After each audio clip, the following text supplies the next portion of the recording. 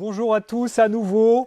Alors voilà, comme vous le savez, nous allons voir un petit peu ce texte qu'on vient de lire dans Ésaïe.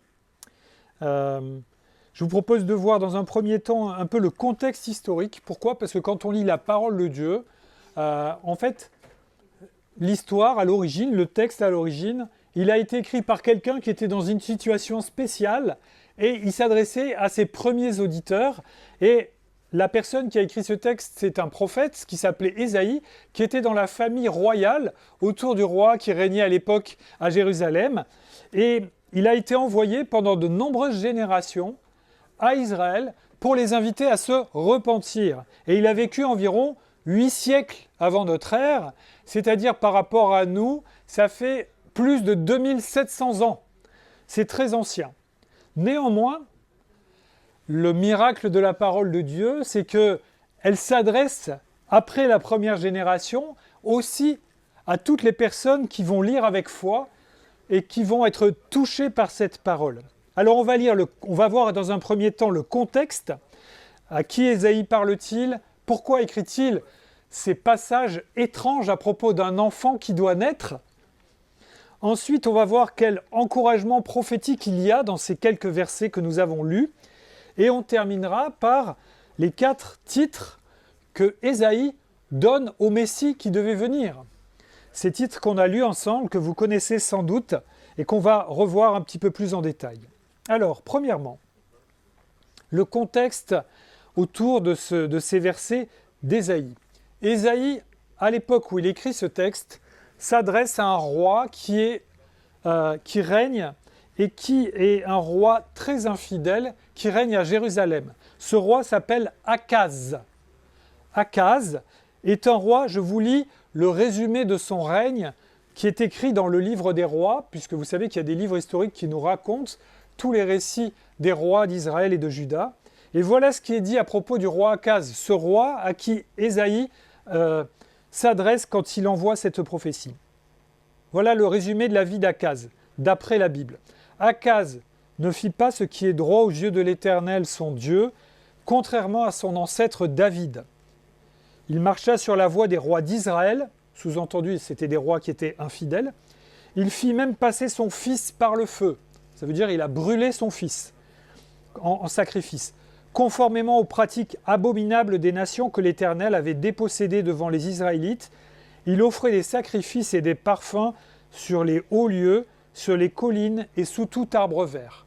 Donc voilà le résumé du comportement du roi Akaz. Et ce que la Bible en pense, eh bien que c'était un roi qui était à la tête du peuple de Dieu, mais il était infidèle.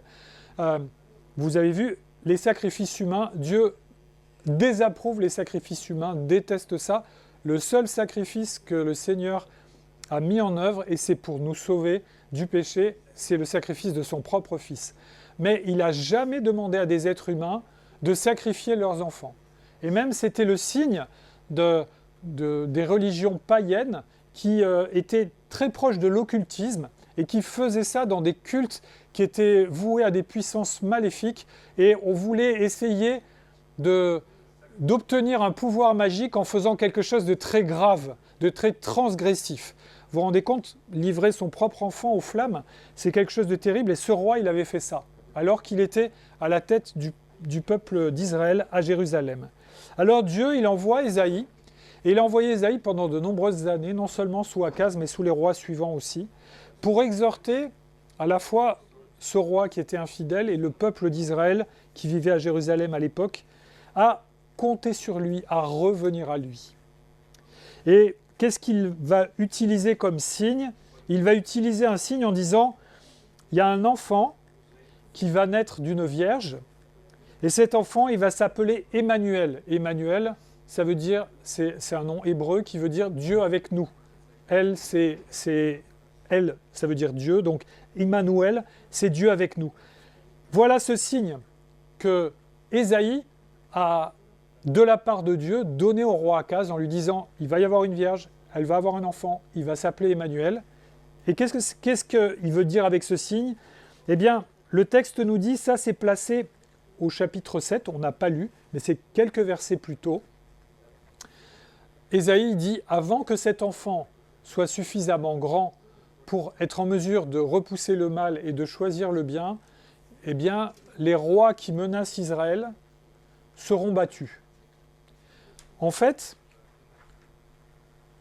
Ésaïe explique au roi Akaz, je vais délivrer mon peuple, pas parce que toi tu es fidèle, mais parce que moi je suis le Dieu Tout-Puissant. Et à l'époque du roi Akaz, en fait, il y avait deux rois qui voulaient envahir Jérusalem. Le royaume du Nord, vous savez que le peuple d'Israël a été séparé en deux royaumes, le royaume de Juda autour de Jérusalem et le royaume du Nord qui est devenu rapidement infidèle. Ce royaume du Nord-là, il voulait envahir Jérusalem, allié avec les Syriens. Et en fait, Ésaïe, il a été envoyé à Akaz pour dire « Moi, Dieu, je dis que ces deux rois-là vont être battus avant que le petit enfant qui est né de cette jeune femme, et ce petit enfant qui s'appelle Emmanuel, Dieu avec nous, soit en âge de rejeter le mal et de choisir le bien, en âge de conscience. » Ça veut dire, tu as peur de ces rois, mais dans quelques années, ces rois, ils seront détruits. Et nous savons que ce qui s'est passé dans l'histoire, c'est qu'en effet, ces deux rois qui étaient puissants, ils avaient commencé à réunir des armées, mais il y a un autre pays encore plus puissant que ces deux royaumes qui s'appelle l'Assyrie, Assyrie. C'est un des premiers très grands empires qui ont été dans la haute antiquité, les Assyriens. Et ils sont venus et ils ont envahi à la fois le royaume du nord d'Israël et la Syrie. Et ils ont anéanti les deux rois qui voulaient envahir Jérusalem. Donc, la prophétie de Dieu s'est réalisée et Jérusalem a été délivrée alors qu'elle était menacée par ces deux rois. Mais nous savons, parce que le Nouveau Testament nous le dit, et notamment l'évangile de Matthieu, quand il est question que Joseph apprenne que sa fiancée va tomber enceinte et qu'elle ne va pas tomber enceinte de lui et qu'il ne faut pas la rejeter parce que l'enfant qui vient là, c'est un miracle de Dieu, eh bien, l'ange, il cite ce passage-là et il applique spécialement à Marie et à Jésus qui va naître, Dieu avec nous, ce passage d'un enfant qui va s'appeler Emmanuel, Dieu avec nous, et qui va être né d'une vierge, c'est-à-dire d'une femme qui n'avait pas connu d'homme. Et on est d'accord que Marie, elle est vierge d'une façon spéciale, puisque c'est le Saint-Esprit qui a conçu Jésus dans son ventre. Donc c'était vraiment par excellence l'accomplissement de cette prophétie, alors que la Vierge qui, à l'époque d'Ésaïe, a eu cet enfant, qui était le signe pour le roi Akaz de l'époque, elle, c'est une jeune femme qui est tombée enceinte de son mari. Mais ce n'est pas une naissance miraculeuse. Mais voilà, presque 800 ans avant Jésus, Ésaïe écrit à propos d'une situation, et cette situation-là, à travers le temps, elle va parler d'une façon particulière de Jésus, Emmanuel, Dieu avec nous. D'accord ? Ce miracle montre que Dieu fait toujours ce qu'il dit, que sa parole s'accomplit toujours. Ce que Dieu a promis à Ésaïe, ça s'est accompli à l'époque d'Ésaïe et ça a eu un retentissement presque 800 ans plus tard avec la naissance de Jésus. Et ce Dieu avec nous, qui était Jésus, c'est vraiment Dieu avec nous, c'est pas juste un prénom, eh bien, il a vécu et il était annoncé prophétiquement. Et ça, le fait que vous ayez deux prophéties dans un même verset, c'est ce qu'on appelle la perspective prophétique. C'est, par exemple, je ne sais pas si vous êtes déjà promené en montagne. Quand on va en montagne, des fois, on veut aller, on est en train de marcher, puis on se dit, tiens, j'aimerais bien monter là-bas, et on voit plusieurs sommets comme ça. Et on se dit, je vais viser un sommet. Et vous arrivez à un premier sommet, et vous apercevez que les sommets que au loin, vous voyez côte à côte, en fait, ils sont beaucoup plus loin derrière. Mais vous les aviez vus un peu comme si ça faisait comme ça, et vous êtes arrivé à la première rangée de sommets, et il y en a d'autres qui sont beaucoup plus loin. Et si vous voulez, parfois les prophéties bibliques, elles fonctionnent comme ça.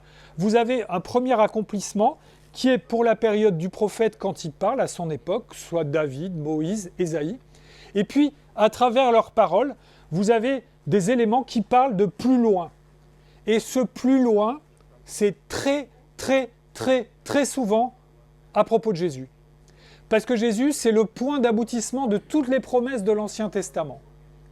Donc vous avez beaucoup de choses qui, dans l'Ancien Testament, sont annoncées et soit avec des mots un petit peu détournés, soit avec des mots clairs qui parlent du Messie et de ce qu'il va accomplir.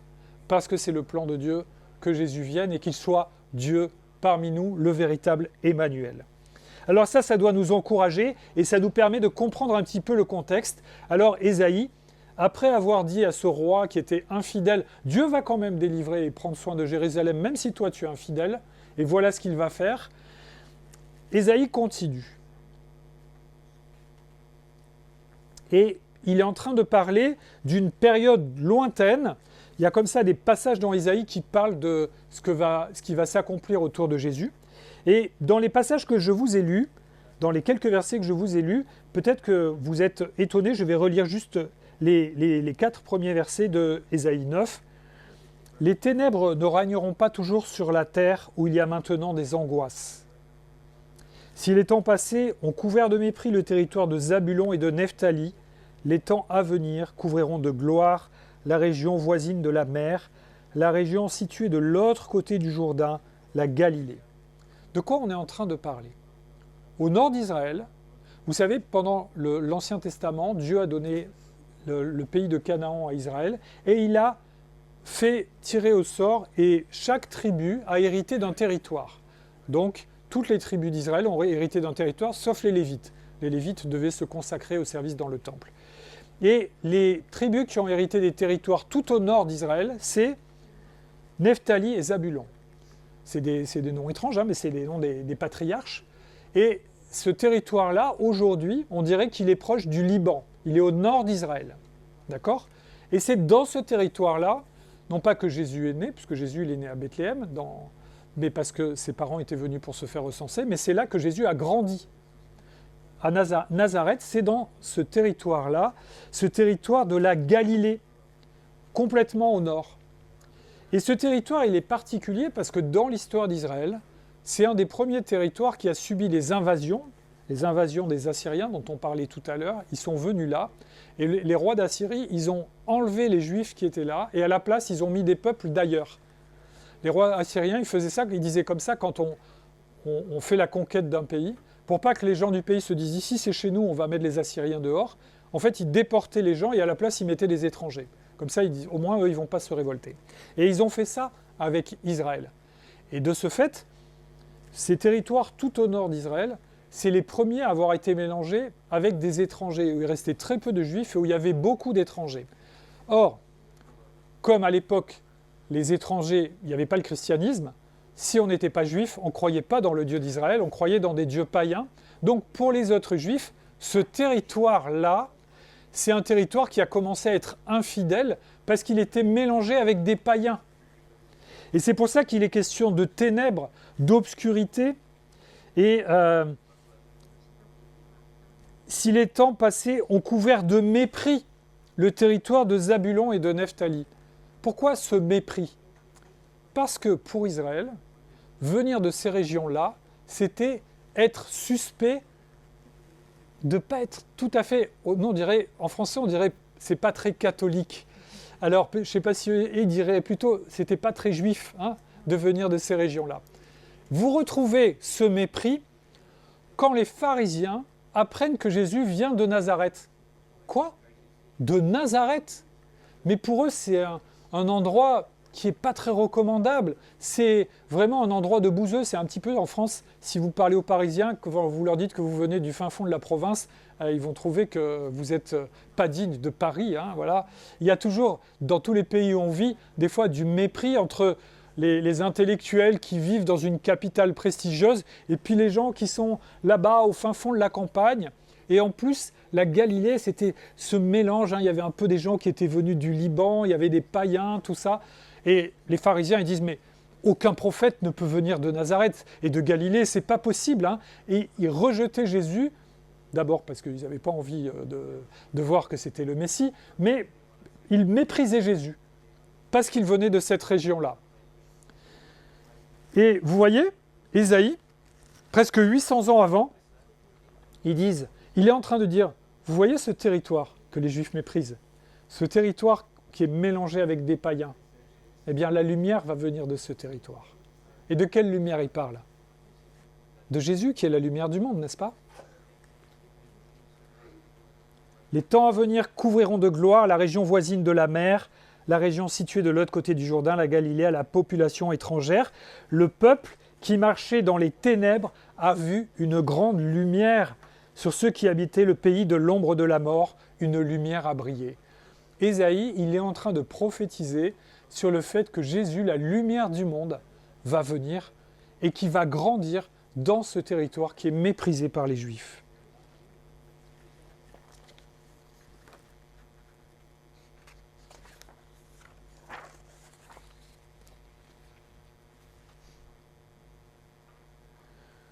Vous savez comment Jésus parle de lui-même dans l'évangile de Jean? À plusieurs reprises, il dit « je suis ». À 7 reprises, il dit « je suis ». Je suis le bon berger, je suis le chemin, etc. Et à un moment, il dit « je suis la lumière du monde ». Et donc vous voyez, Ésaïe, il est en train de prophétiser que de la Galilée va venir cette lumière exceptionnelle. Et Jésus, il dit « je suis la lumière du monde ». Celui qui me suit ne marchera pas dans les ténèbres, mais au contraire, il aura la lumière de la vie. Voilà, de la Galilée, de ce territoire qui était méprisé, le Seigneur a envoyé son Fils qui a commencé son ministère là-haut. Et Jésus, il a commencé son travail terrestre, son ministère terrestre, dans cette région de la Galilée. Toutes ces régions, toutes ces villes dont on entend parler au début de son ministère, Bethsaïda, Capernaum, etc., Nazareth, ce sont des villes qui sont au nord et qui, normalement, n'auraient jamais été visitées par des grands prédicateurs qui, eux, se seraient plutôt concentrés sur Jérusalem. Bon, Jésus va finir par descendre à Jérusalem, mais il a aussi commencé dans cette région-là. Et puis, on voit au verset 2 du chapitre 9 qu'on a lu, que la nation est rendue nombreuse. Comment cette prophétie s'accomplit? Eh bien, par le fait que Dieu, par la foi en Jésus, il va ajouter des gens de tous les peuples, de toutes les langues, de toutes les races. Et que la nation d'Israël, qui était un tout petit troupeau, va devenir un peuple immense de Dieu, dans lequel tous les croyants en Jésus sont réconciliés avec leur Créateur. C'est ça, cette nation qui est rendue nombreuse à la suite de la proclamation de l'Évangile par Jésus, qui est la lumière du monde. Et au verset 3 et 4, il est dit que Dieu va mettre fin aux souffrances et fin à l'oppression. Et il dit, voilà, le gourdin qui frappait le bâton, toutes les choses qui servaient à faire la guerre, ça va être jeté au feu. Pourquoi? Parce que le Messie, ultimement, quand il va instaurer son royaume dans l'éternité, ce sera un royaume de paix. Il n'y aura plus de guerre, il n'y aura plus de conflit, il n'y aura plus d'oppression. Je ne dis pas qu'actuellement, l'Église et les enfants de Dieu ne connaissent pas les conflits, ne connaissent pas l'oppression. Il y a beaucoup de pays où être chrétien, ça peut vous valoir d'être jeté en prison, d'être rejeté, peut-être même d'être mis à mort. Il y a des pays où c'est interdit d'être chrétien. Mais un jour viendra où le prince de paix régnera et où il instaurera la paix dans la nouvelle création. Et là, il n'y aura plus de guerre. On n'aura plus besoin de tout ce qui servait à faire la guerre. Et c'est pour ça que ça pourra être jeté au feu. Et donc vous voyez, à travers ces paroles prophétiques, Ésaïe, il est en train de parler du règne de Jésus-Christ, qui mettra fin aux souffrances. Alors maintenant, je vous propose de voir un petit peu plus en détail les 4 titres qu'Ésaïe nomme à propos de ce mystérieux Emmanuel, d'accord? Je vous relis juste les versets 5 et 6. C'est fort, et c'est des versets qui sont rementionnés dans l'Évangile pour parler de Jésus. Hein. Un enfant nous est né, un fils nous a été donné, et la souveraineté reposera sur son épaule. On l'appellera merveilleux conseiller, Dieu puissant, prince de la paix, Père éternel, prince de la paix. Peut-être que, je ne sais pas si vous êtes amateur de musique classique, mais il y a un très célèbre compositeur qui s'appelle Handel, et il a écrit un magnifique oratorio qui s'appelle Le Messie de Handel. Et c'est un morceau extrêmement connu.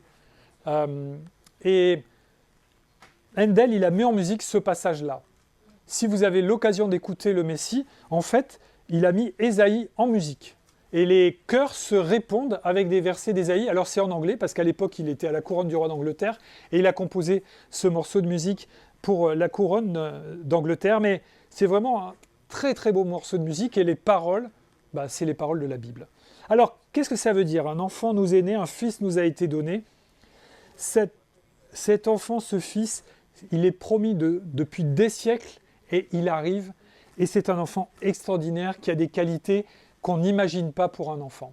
Vous savez, quand on va, je ne sais pas si vous êtes déjà allé rendre visite à des amis ou à de la famille, ils viennent d'avoir un enfant et on vient féliciter. En général, on dit qu'il est beau, etc. Et on espère que cet enfant va bien se porter, qu'il aura des qualités, mais qui peut dire ce qu'il va devenir? Peut-être que ça va devenir un génie, peut-être que ça va devenir un idiot, on n'en sait rien.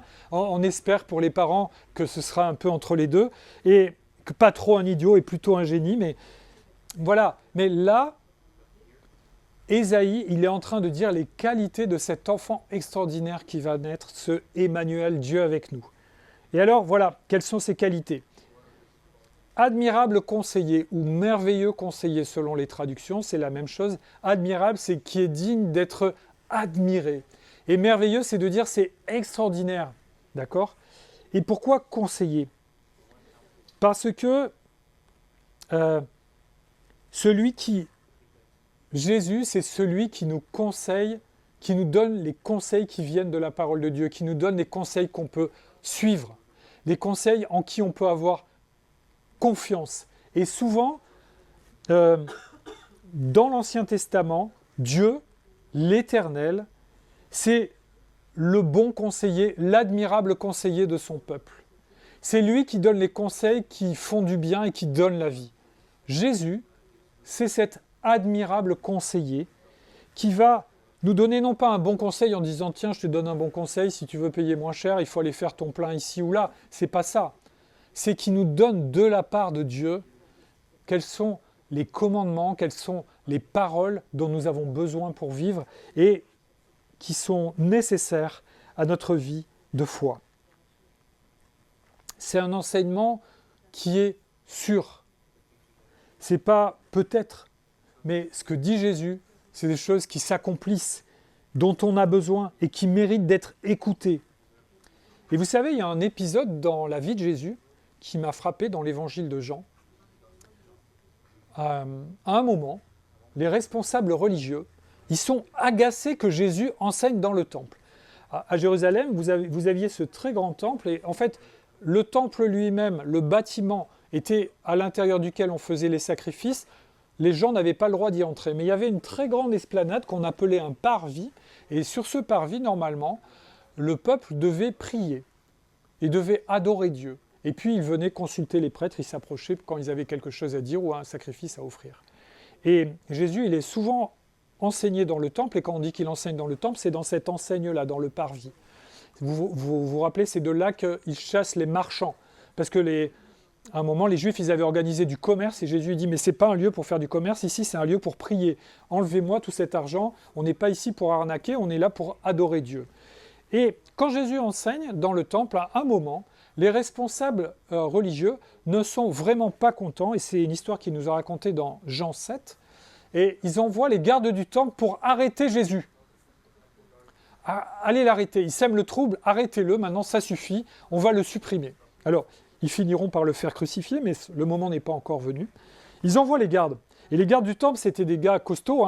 Vous imaginez, vous devez faire un service d'ordre dans un endroit où il y a des centaines et des milliers de pèlerins chaque année. Donc, les gardes du temple, c'est pas des rigolos. Vous ne pouvez pas faire ce que vous voulez avec eux.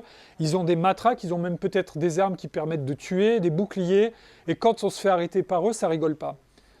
Ils sont envoyés auprès de Jésus. Qu'est-ce qui se passe?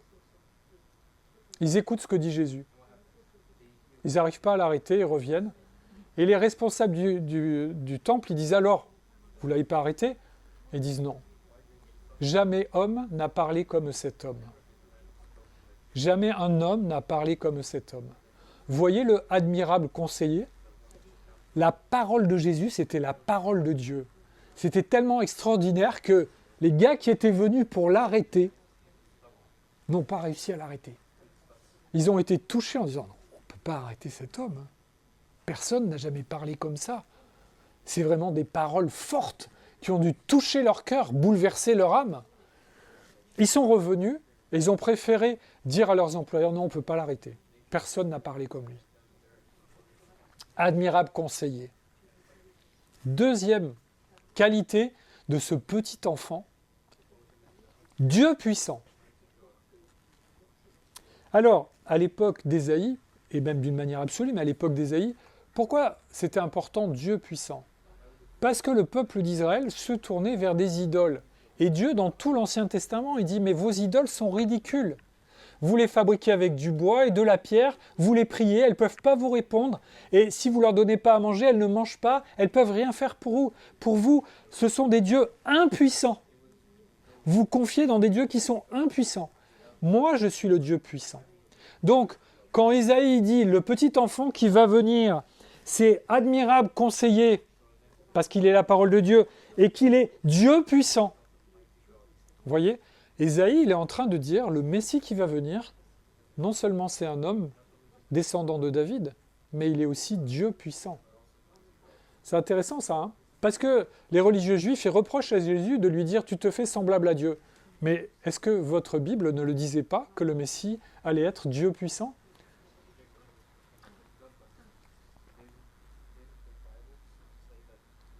Et que Jésus soit Dieu puissant, pour nous, c'est un grand réconfort. C'est un grand réconfort parce que, vous savez, il y a ce verset dans Romains qui dit « Si Dieu est pour nous, qui sera contre nous ?» Si notre Sauveur, c'est le Dieu puissant, mais alors on a tout ce qu'il faut. Qui peut nous faire du mal? Qui peut nous enlever la vie éternelle? Personne. Qui peut nous séparer de l'amour de Dieu par la foi en Jésus-Christ? Personne. Personne. Parce que celui dans qui nous croyons, c'est pas juste un ange, c'est pas un homme très fort, c'est pas une célébrité, c'est Dieu puissant. Dieu tout-puissant, manifesté aux hommes. Troisième nom que Ésaïe annonce pour ce petit enfant, alors ça c'est paradoxal. Paradoxal, ça veut dire que c'est contradictoire. On dirait que c'est un petit enfant qui s'appelle Père. Et il vient de naître et il s'appelle Éternel. Comment c'est possible? Un petit enfant qui s'appelle Père? Aucun petit enfant. Quand on va voir un bébé dans un berceau, on ne lui dit pas Père. On dit, oh, c'est un joli fils, mais on ne dit pas Père. Et en plus, Éternel alors qu'il vient de naître. Tout ça, ça semble très étonnant, très paradoxal de nommer un enfant Père. Le titre de Père à propos de Jésus Emmanuel, il ne faut pas penser qu'on est en train de parler au sein de la Trinité qui serait le Père, puisque Jésus, on sait que c'est le Fils, d'accord? Mais c'est dans le sens de celui qui exprime la bienveillance paternelle envers son peuple. Celui qui nous fait connaître le Père. Comment on connaît le Père? Par Jésus. Je suis le chemin, la vérité et la vie. Nul ne vient au Père que par moi, dit Jésus. Si on est réconcilié avec le Père, si on peut appeler notre Créateur, Dieu Tout-Puissant, Père, c'est par la foi en Jésus. Seulement comme ça. Vous savez, tous les êtres humains ne sont pas enfants de Dieu. Les enfants de Dieu, c'est ceux dont Jésus est le Sauveur. C'est en Jésus que Dieu devient notre Père. Dieu nous adopte, il nous donne le Saint-Esprit et il nous marque du sceau qui lui appartient par la foi en Jésus-Christ. Alors, ce petit enfant, il est Père éternel, parce qu'il nous fait connaître le Père et parce qu'il a la bienveillance paternelle en qui on peut avoir confiance. Et puis, il est éternel, bien que ce soit un petit enfant qui vient de naître, parce que ça, c'est pour nous dire que Jésus, il n'a pas commencé à exister au moment de Noël. Jésus n'a pas commencé à exister dans la crèche quand il est né de Marie. Il existait depuis tellement longtemps, de toute éternité, nous dit la Bible.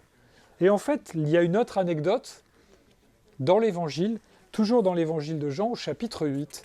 À un moment, Jésus est en dialogue avec les pharisiens, les responsables religieux, et ils s'opposent à lui. Ils sont en colère parce qu'ils sont jaloux que la foule écoute l'enseignement de Jésus. Et Jésus, il leur dit, mais votre père Abraham, et eux ils disent, nous, on est légitimes parce qu'on est descendants d'Abraham. Et Jésus, il leur dit, mais votre père Abraham a désiré voir mon jour, il l'a vu, et il s'est réjoui. Et alors, les Juifs, ils disent, tu n'as même pas 50 ans et tu as vu Abraham? Alors, pour vous situer, Jésus, il est là, Abraham, c'est 2000 ans avant. Donc Jésus, il est en train de dire aux responsables juifs, Abraham a voulu me voir, il m'a vu et s'est réjoui. Jésus, il n'a pas 50 ans quand il dit ça. C'est aussi, ça semble aussi absurde pour les contemporains de Jésus que si moi, je vous disais, hier, j'ai pris le thé avec Jules César. Je me dirais, Fred, tu as un copain qui s'appelle Jules et César, mais tu n'as pas pris le thé avec Jules César. Jules César, c'était il y a 2000 ans. Hein. Il est mort depuis longtemps et personne ne vit assez longtemps pour, comme ça, pouvoir rencontrer quelqu'un qui a existé il y a 2000 ans. Qu'est-ce qu'il répond Jésus aux pharisiens? Vous savez ce qu'il répond? Les pharisiens lui disent, quoi, tu n'as pas 50 ans et tu as vu Abraham? C'est pas possible. Abraham, il est mort depuis des milliers d'années. Jésus dit, avant qu'Abraham fût, je suis. Vous voyez? Jésus, il est en train de dire, mais moi j'existe de toute éternité. Bien sûr que j'ai vu Abraham. Et l'évangile de Jean commence même en disant que Jésus, c'est la parole de Dieu qui a créé toute chose. Jésus, il est là avant la création du monde. Il est là de toute éternité. Alors, dans l'Ancien Testament, on ne l'appelle pas encore Jésus. On commence à l'appeler comme ça dans le Nouveau Testament. Vous savez, Jésus, ça veut dire Yahvé, l'Éternel sauve, ou l'Éternel sauveur. Donc c'est son titre, il est vraiment l'Éternel qui sauve, n'est-ce pas? Mais le fait qu'on n'ait pas commencé à l'appeler Jésus ne veut pas dire qu'il n'existait pas avant. Il existe de toute éternité, dans la Trinité, en tant que Fils éternel du Père, uni avec le Père et le Saint-Esprit de toute éternité. C'est le Dieu unique qui coexiste éternellement en trois personnes. C'est cette doctrine qui est difficile à réaliser, mais qui est une réalité biblique, la doctrine de la Trinité. Et de toute éternité, le Père, il avait convenu avec le Fils que le Fils viendrait et qu'il serait le sauveur du monde. Et c'est ce qui s'accomplit à Noël. Et ça a été conclu de toute éternité, et Ésaïe en a parlé, et 700 ans après, ça s'est produit, et Jésus est né. Il est né, et c'est pour ça que dès la naissance, on peut dire il est Père éternel, il est Dieu puissant. C'est ce Messie qui était promis par l'Ancien Testament, et qui vient rencontrer les hommes, et qui nous permet à nous, encore 2000 ans plus tard, d'avoir foi dans ce Dieu de la Bible, parce qu'il a envoyé son Fils pour le faire connaître. Le dernier titre qui est mentionné dans Ésaïe, c'est « Prince de la paix ». J'en ai parlé tout à l'heure, et c'est quelque chose, je pense, qui est bienfaisant, rassurant pour nous. On est une époque qui a peur de la guerre. Mais quelle époque n'a pas peur de la guerre? La guerre, c'est quelque chose de terrible. Les gens sont tués, les bombes tombent, les hommes ont toujours été ingénieux pour tuer leur prochain, n'est-ce pas? Parce qu'ils voulaient lui voler sa femme, son troupeau, sa ville, son pays. Et il y a de tout temps, dans tous les pays, eu des guerres.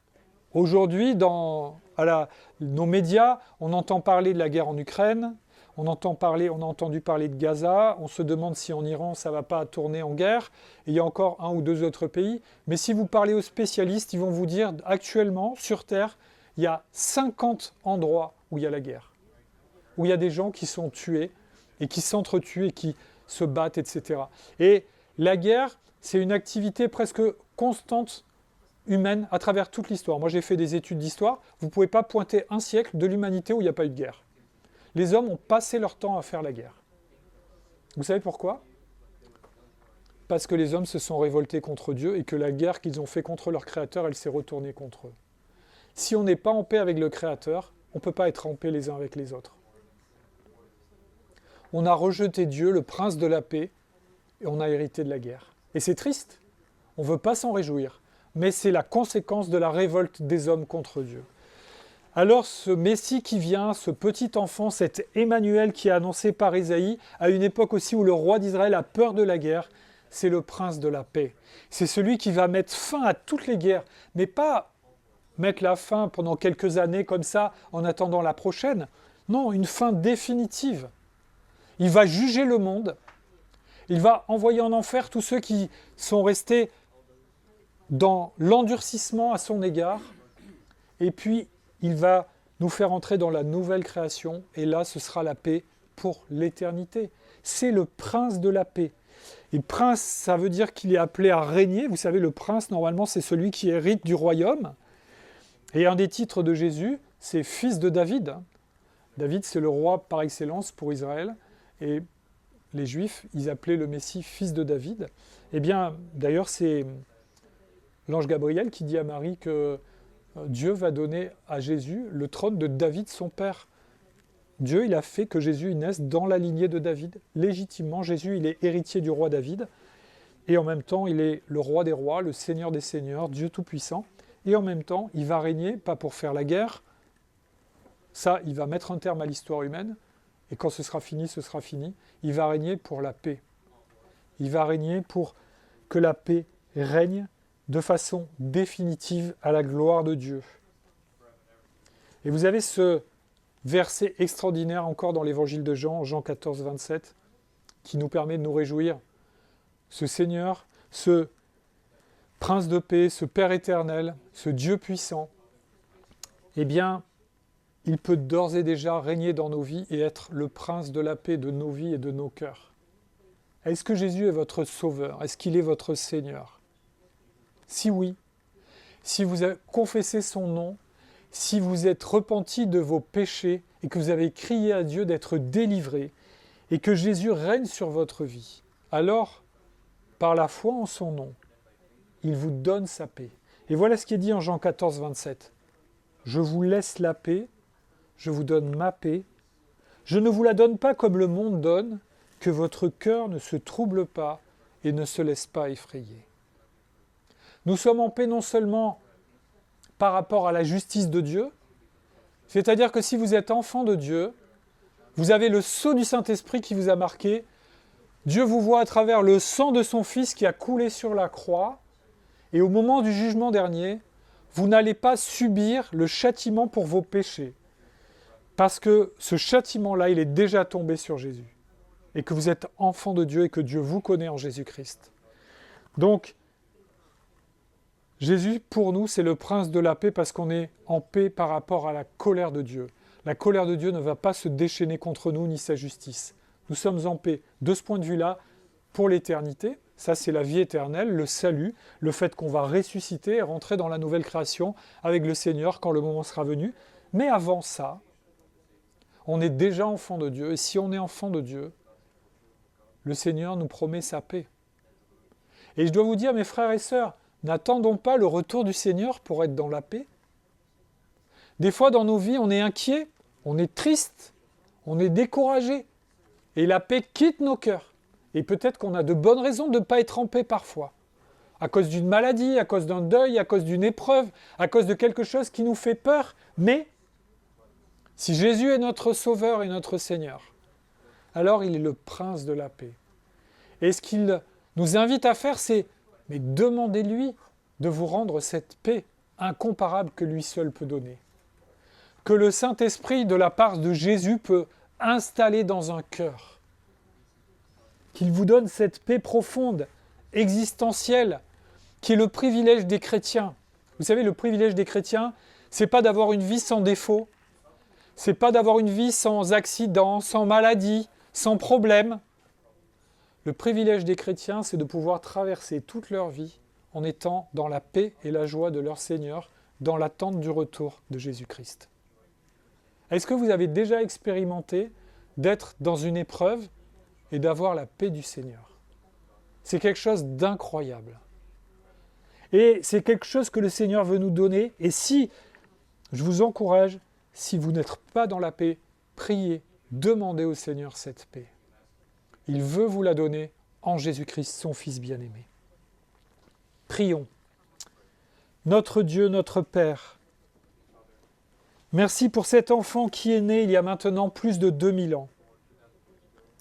Tu nous as donné ton Fils qui a tes qualités et la même nature divine que toi et qui s'est fait homme pour te révéler à nous, pour nous réconcilier avec toi. Seigneur Jésus, oui, nous croyons que tu es le conseiller admirable, parce que parfait en sagesse. Le Dieu puissant qui a tout accompli pour que nous soyons sauvés. Le Père de ton peuple qui régnera sur nous pour toujours. Le Prince de la paix qui nous donne la véritable paix. Nous voulons t'adorer et t'honorer particulièrement, comme la Bible nous le recommande. En ton nom, Jésus, nous prions. Amen.